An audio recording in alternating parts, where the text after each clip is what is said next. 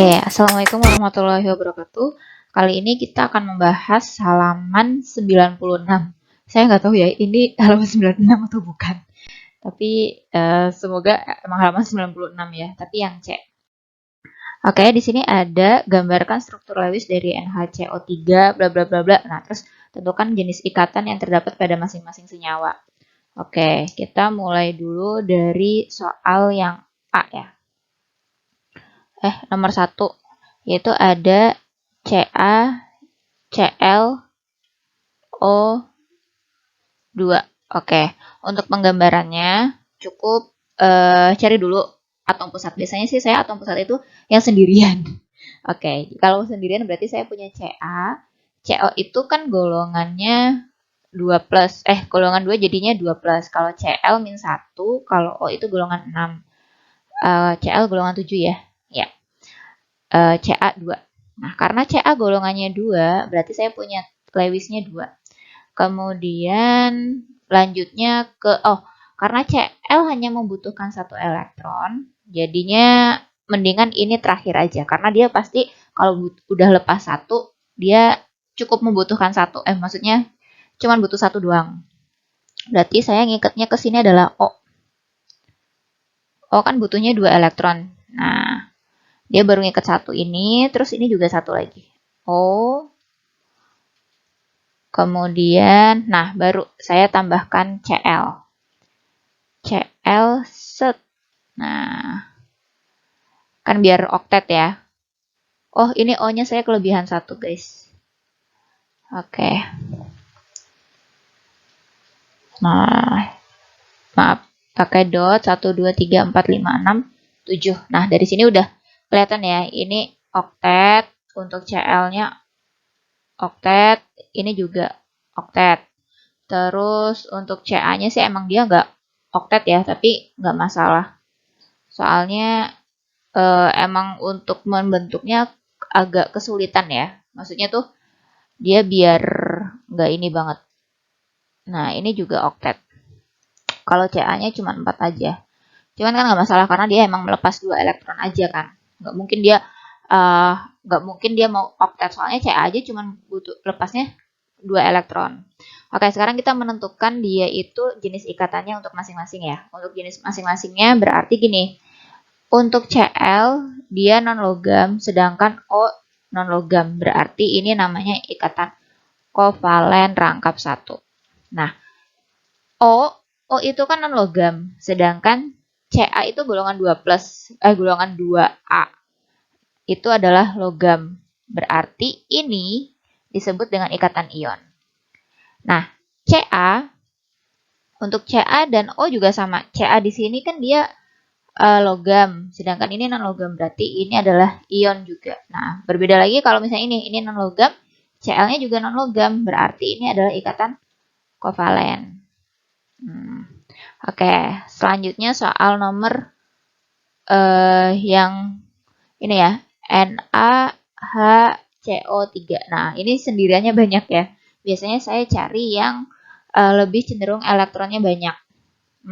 Lebih elektron C. Nah, jadi saya ambil C. C-nya kan ada 4 ya. 1,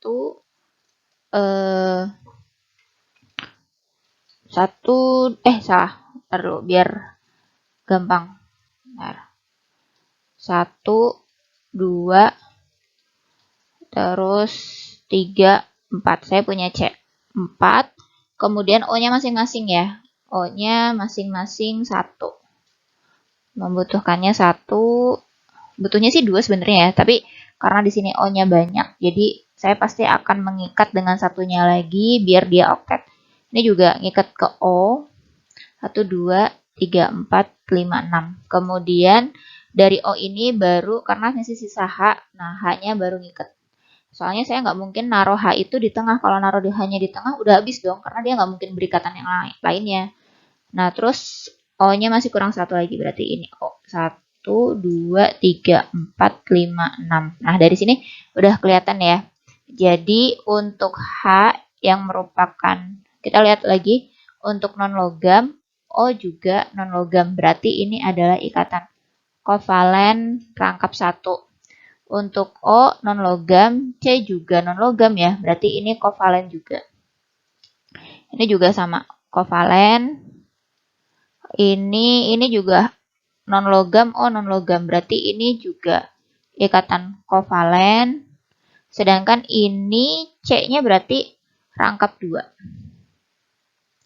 Kovalen tapi rangkap 2. Nah, kalau misalnya digambarkan berarti ini H strip O strip C strip O strip H.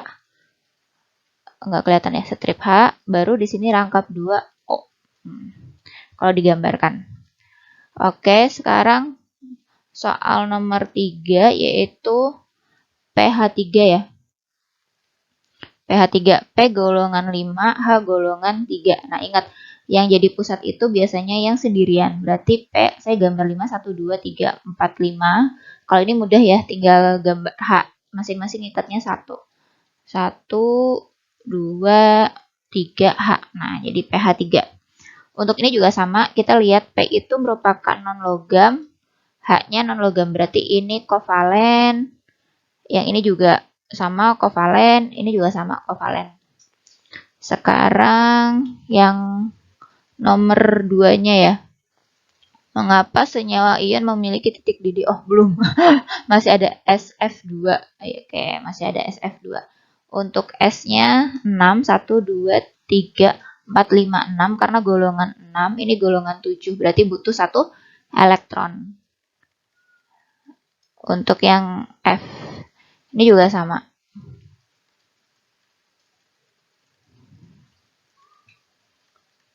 1, 2, 3, 4, 5, 6. Nah, baru deh.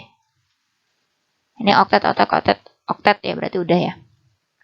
Terus, ingat kalau misalnya ini berarti S itu non-logam, F juga non-logam. Berarti dia itu ikatan kovalen. Lanjut. Oke, kenapa senyawa ion memiliki titik didih lebih tinggi dibandingkan senyawa kovalen? Ya, karena adanya kekuatan gaya elektrostatis antara ion positif sama ion negatif gitu ya. Terus untuk nomor 3 sendiri, ini kayaknya banyak. Saya hapus dulu deh dari sini ya. Oke, untuk nomor 3, tentukan rumus kimia dari senyawa yang ada ya. Kalau misalnya dia itu punya struktur seperti ini, maka kalau dia itu berikatan dengan yang lain, senyawa yang lain bagaimana gitu. Kalau itu sih biasanya saya gambar satu-satu ya.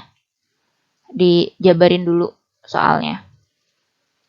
Oke, wait. Ini agak lama.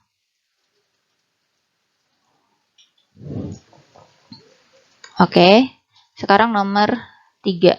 Nah, untuk nomor 3 ini, untuk Y berarti kan ini ada elektron bebas 2. Ini ngikat 1, ini 1, ini 2 ya. Berarti Y itu sebetulnya adalah 1, 2, 3, 4, 5, 6. Berdasarkan dotnya ada 6, berarti dia golongan 6. Nah, berarti ada golongan 6. Karena golongan 6, berarti dia membutuhkan 2 elektron untuk oktet. Oktet itu kan 8.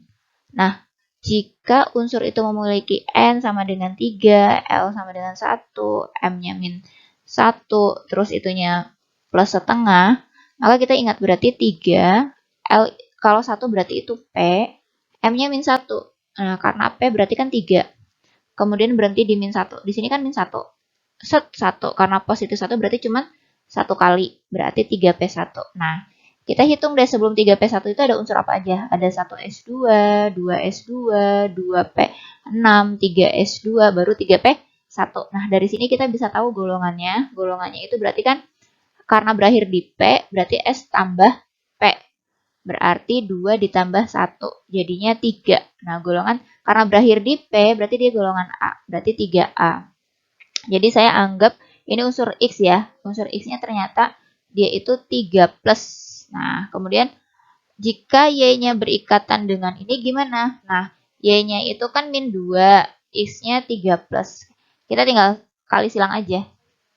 Jadinya Y3, X2. Nah, jadi bakal begini. Kemudian untuk yang B, unsur memiliki massa atom 39, neutron 2. Berarti nomor atomnya harus dicari dulu ya. Untuk nomor atom kan 3 berarti 39 kurangi 20. Masa kurang ini jadinya 19. Untuk 19 itu sendiri berarti 2881. Berarti golongan 1. Kalau golongan 1 berarti X-nya plus 1. Nah, kalau misalnya berikatan, Y-nya min 2, X-nya min 1. Salah, plus 1. Berarti tinggal disilang aja. Berarti Y X, Y1 X2 alias X2Y. Nah, biasanya yang positif yang taruh di depan. Berarti kalau yang ini X2Y3. Oke, lanjut ya. Energi ikat mempengaruhi kekuatan kestabilan. Kenapa sih? Nah, itu karena energi ikat itu berdasarkan energi ikat itu energi yang dibutuhkan untuk memutuskan ikatan tersebut. Jadi memutuskan ikatan itu butuhnya 837. Jadi yang paling ini jelas berhubungan. Jadi kalau misalnya mau kekuatan kestabilan, dia kalau makin stabil itu ketika ikatannya makin kuat. Ikatan manakah yang paling stabil atau kuat? Ya jelas yang C. Berarti urutannya ini nomor 1, ini nomor 2, ini nomor 3 gitu ya.